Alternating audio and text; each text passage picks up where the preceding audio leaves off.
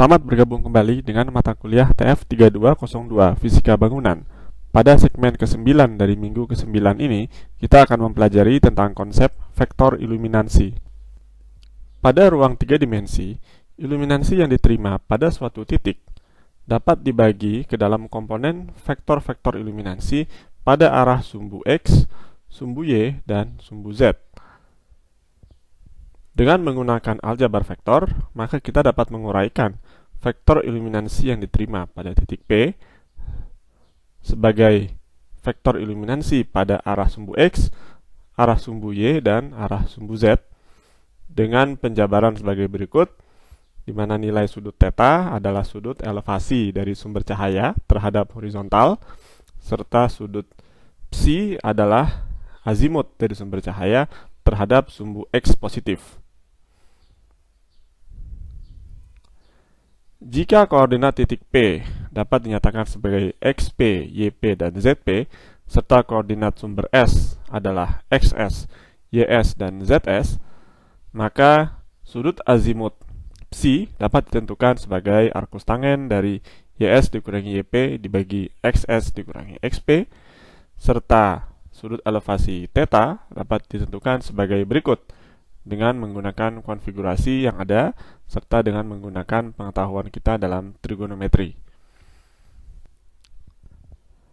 Dalam hal tersebut, kita dapat pula menyatakan iluminansi di sekitar titik P pada 6 arah utama dari sumbu X positif, X negatif, Y positif, Y negatif, Z positif, dan Z negatif di sekeliling titik P.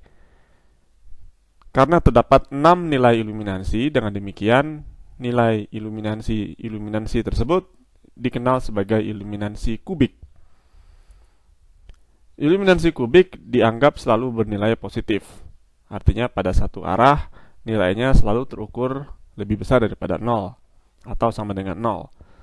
Sedemikian sehingga vektor iluminansi yang berada pada titik P dapat dinyatakan sebagai berikut, di mana vektor pada sumbu X adalah iluminansi kubik pada sumbu X positif dikurangi iluminansi kubik pada sumbu X negatif. Kemudian pada sumbu Y juga demikian, yaitu selisih antara iluminansi kubik pada Y positif dan Y negatif, dan pada sumbu Z adalah selisih dari iluminansi pada sumbu Z positif dikurangi dengan Z negatif. Sedemikian sehingga magnitudo iluminansi vektor pada titik P dapat kita tentukan dengan mengambil nilai akar kuadrat dari masing-masing iluminansi vektor pada arah X, pada arah Y, dan pada arah Z. Perhatikan bahwa iluminansi vektor pada arah X, Y, Z dapat saja bernilai negatif, tetapi nilai magnitudo iluminansi vektornya selalu bernilai positif. Magnitudo iluminansi vektor disebut juga sebagai iluminansi planar maksimum pada titik yang bersangkutan. Artinya, kalau kita menempatkan sensor pada titik yang bersangkutan, kemudian kita mengarahkan normal sensor ke segala arah, maka nilai iluminansi terbesar akan didapat pada sebesar EP maksimum atau magnitudo iluminansi vektor tersebut. Sudut elevasi yang terbentuk dari vektor iluminansi dapat kita nyatakan sebagai arcus tangen dari iluminansi vektor pada sumbu Z dengan akar dari iluminansi vektor pada sumbu X dikuadratkan ditambah iluminansi vektor pada sumbu Y dikuadratkan. Demikian sehingga vektor satuan yang terbentuk adalah demikian. Kemudian konsep ini dapat kita gunakan khususnya dalam ruang di mana terdapat lebih dari satu sumber, sehingga kita dapat menentukan resultan dari vektor iluminansi yang terbentuk pada titik P dengan mengukur nilai total iluminansi kubik pada titik P tersebut.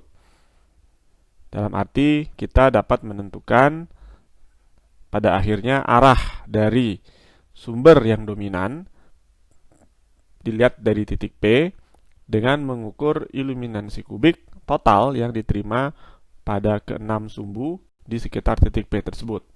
Kita perlu memisahkan atau mengisolasi masing-masing sumber cahaya yang bersangkutan. Sebagai contoh, misalkan terdapat dua buah sumber titik S1 dan S2 yang menerangi suatu titik P. Diketahui intensitas cahaya S1 dan S2 sama sebesar 100 kandela, sedangkan S1 dan S2 serta titik P terletak pada bidang XZ atau dua dimensi dengan Y sama dengan 0. Kita diminta menentukan nilai-nilai iluminasi kubik pada titik P serta vektor iluminasi, magnitudo vektor, serta sudut elevasi vektor pada titik P. Untuk memecahkan persoalan ini, kita pertama kali dapat menentukan besarnya iluminasi planar maksimum di titik P akibat masing-masing S1 dan S2 dengan menggunakan konsep atau persamaan untuk sumber titik. Secara sederhana dapat kita tentukan secara langsung intensitasnya dibagi dengan kuadrat jarak, sehingga untuk S1 didapatkan iluminasi planar maksimum sebesar 100 lux dan untuk S2 didapatkan 156,25 lux jika diukur dari titik P. Adapun iluminasi kubik pada titik P akibat S1 dan S2 secara total dapat kita nyatakan dengan persamaan-persamaan berikut, yang pada intinya kita menguraikan setiap elemen iluminasi vektor ke dalam masing-masing sumbu X positif, X negatif, Y positif, Y negatif, Z positif, dan Z negatif. Dengan menggunakan trigonometri dan aljabar vektor, kita dapat menentukan besarnya iluminasi kubik pada masing-masing atau pada ke-6 sumbu tersebut sebagai berikut. Perhatikan bahwa nilainya semuanya selalu lebih besar dari atau sama dengan 0.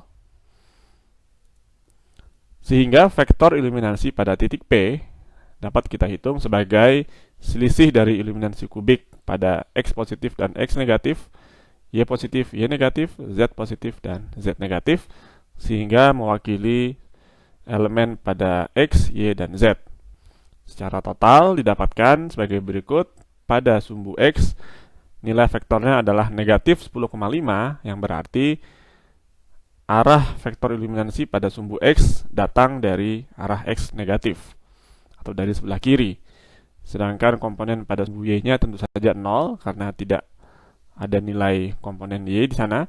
Kemudian vektor pada sumbu Z-nya adalah 110,5 positif, artinya datang dari atas.